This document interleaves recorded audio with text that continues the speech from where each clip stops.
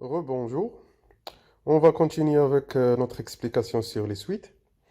Et dans cette vidéo, on va voir deux petites choses. La première, c'est on va parler des suites majorées, les suites minorées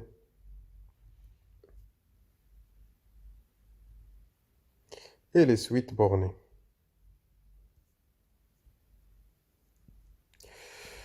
Alors, puisque une suite, on la définit comme une fonction, alors la définition des suites majorées et minorées et bornées, c'est la même que sur les fonctions. Donc, une suite UN qui est une fonction. On dit qu'une suite UN elle est majorée, ça veut dire que tous les termes pour tout n appartenant à n, donc pour tous les entiers naturels n, UN est inférieur à un nombre m. C'est-à-dire si on calcule U0, U1, U1000, U2000, U1 million, la suite reste tous les éléments de tous les termes de cette suite sont inférieurs à un nombre m. Alors on dit que cette suite elle est majorée. Euh, la même définition que sur les fonctions pour les suites minorées. C'est quoi une suite minorée? C'est une suite UN, tous les termes UN, ça veut dire tous les termes UN, sont supérieurs à un nombre, par exemple m. C'est la même définition qu'on a donnée pour les fonctions. Une suite bornée, c'est une suite qui est majorée et elle est minorée. Donc on peut avoir beaucoup d'exemples. Par exemple, si on prend euh, un qui est égal à n carré plus 1, ou n carré plus 2n.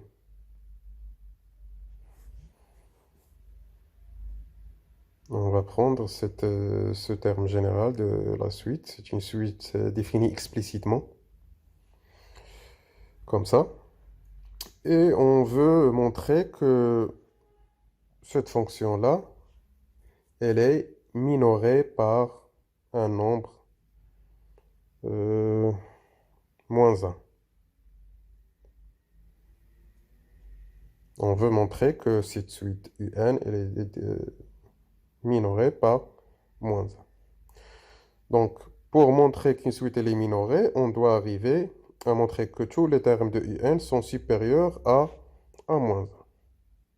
Donc, pour faire cela, on va calculer tout simplement la différence entre UN et moins 1. Moins 1. Donc, ça va nous donner UN plus 1. UN est égal à n carré plus 2n plus 1.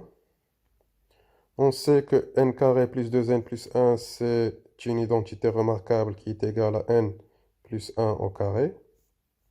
Ça, c'est un terme qui est toujours positif.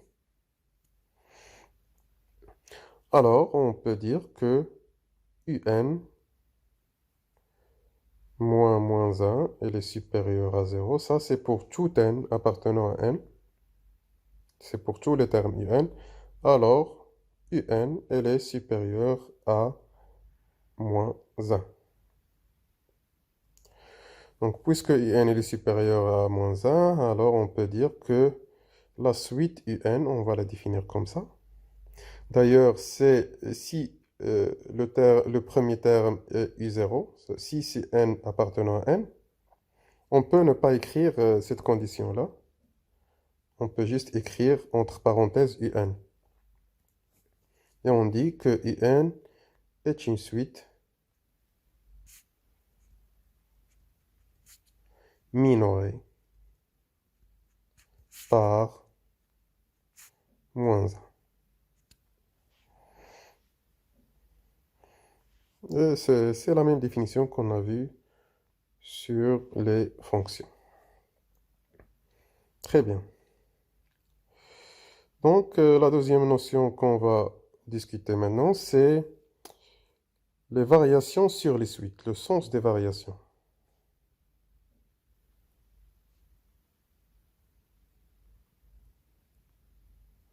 Ça veut dire quoi les variations? On va voir si une suite elle est croissante ou elle est décroissante. Très bien. D'abord, une suite croissante, c'est quoi? Donc une suite croissante. Donc une suite croissante, c'est une suite qui a les valeurs de ces éléments augmentent de plus en plus. Ça veut dire la suite un est égale à 2n. C'est une suite croissante. Pourquoi? Donc on peut simplement remarquer que u0 est égal à 0. Euh, Après, on peut avoir 2. Après, on peut avoir 4. Après, on va avoir 6, 8, 10, 12, 14, ainsi de suite. Donc, les valeurs de ce terme augmentent de plus en plus euh, si on augmente les indices. U0, c'est ça. U1, U2, U2, U3, ainsi de suite. Donc, on peut remarquer que ça, c'est une suite croissante. Donc, pourquoi elle est croissante? Ça veut dire que 2 elle est supérieure à 0, 4 elle est supérieure à 2, 6 elle est supérieure à 4, 8 elle est supérieure à 6, 10 elle est supérieure à 8. En général, si on a ici un, après un, qu'est-ce qu'on a? On a un plus 1. Donc, généralement, on doit avoir un plus 1 supérieur à un pour tout n appartenant à n, yani pour tous les termes. Si on a pour tous les termes un plus 1 est supérieur à un, on peut dire que la suite, elle est croissante. Donc, c'est quoi une suite croissante? C'est pour tout n appartenant à n, on peut avoir un plus 1 qui est supérieur à un. Et généralement, pour montrer que un plus 1 est supérieur à un, généralement, on fait la différence. On fait la différence un plus 1 moins un doit avoir supérieur à 0. Très bien, montrons ça sur cette suite-là qui est égale à 2n, qui est une suite très simple. Donc,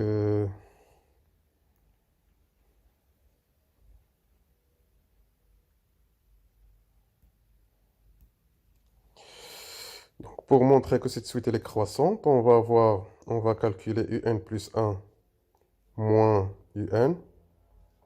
Une remarque, ne pas confondre un plus 1, n plus 1 qui est ici l'indice, avec un plus 1. Essayez d'écrire les indices tout petits ici, sous un.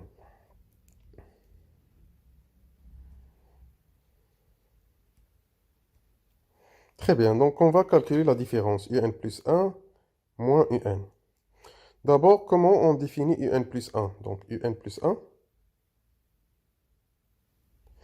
tout simplement, on va remplacer le n ici avec n plus 1.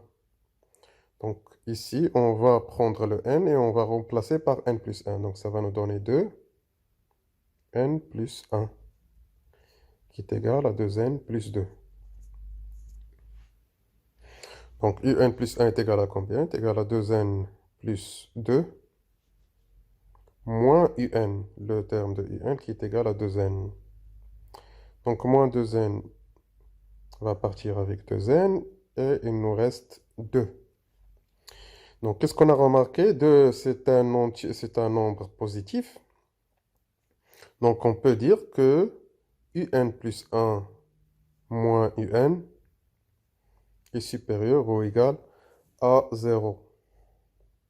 Ce qui nous amène à dire que pour tout n appartenant à n, on a un plus 1 est supérieur ou égal à un. Et c'est la définition d'une suite qui est croissante. Alors, un est une suite croissante.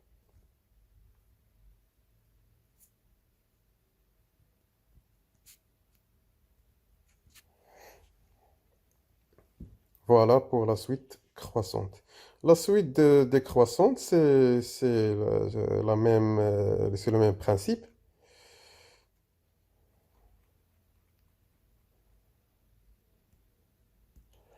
Donc, une suite décroissante.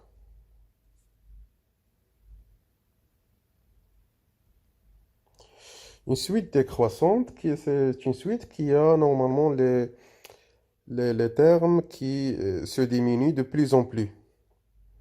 Ça veut dire on peut avoir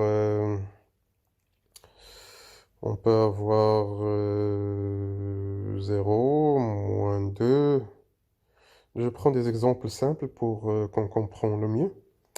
Donc, moins 2, moins 4, moins 6, moins 8, moins 10, ainsi de suite, moins 12, etc.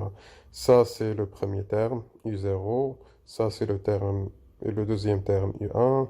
Troisième terme, U2. U3, U4, U5, ainsi de suite. Donc, on remarque bien que les valeurs se diminuent de plus en plus. Mais est-ce qu'on peut décider que c'est une suite décroissante seulement si on le montre généralement pour que si UN et UN plus 1, l'élément qui suit UN plus 1 est inférieur à UN, on peut dire que la suite elle est décroissante. Donc c'est quoi une suite décroissante? C'est que pour tous les éléments n, on a UN plus 1, qui par exemple U2 doit être inférieur à U1, U3 doit être inférieur à U2, ainsi de suite. Donc UN plus 1 doit être inférieur à UN. Donc c'est comme on a défini la suite croissante. Et on peut donner beaucoup d'exemples sur ces, ces suites décroissantes. Voilà, il y a deux remarques ici. C'est que une suite peut ne pas être ni croissante ni décroissante. Si on prend par exemple UN qui est égal à moins 2 à la puissance n. Ça, c'est une suite, c'est défini explicitement comme ça. UN est égal à moins 2 à la puissance n. Si on calcule I0, ça va nous donner combien? Donc moins 2 à la puissance 0, ça fait 1. Donc ça, c'est le premier terme. U1 qui est égal à moins 2 à la puissance 1, ça fait moins 2. On peut remarquer ici qu'il se diminue. On va calculer I2 pour voir. Donc I2 est égal à moins 2 à la puissance 2, ça fait 4. U3, on va la calculer, on va trouver moins 8. Moins 2 à la puissance 3, ça fait moins 8. Donc, qu'est-ce qu'on remarque? Donc, le premier terme est 1, le deuxième terme est moins 2, le quatrième terme est 4, le troisième terme c'est 4, le quatrième terme c'est moins 8. Donc, la suite, on peut voir que la suite n'est pas croissante et il n'est pas décroissante. Donc, elle n'est ni croissante ni décroissante. Donc la dernière remarque, c'est qu'on peut avoir des suites qui est constante. On peut dire des suites constantes n'a pas beaucoup d'importance généralement. Donc si on prend UN est égal à 4, UN est égal à 4. Donc si on prend U0, U0 est égal à 4, U1 est égal à 4, U2 est égal à 4. Donc on peut l'appeler une suite constante. Voilà, c'est tout pour la partie 2. À bientôt dans la partie 3.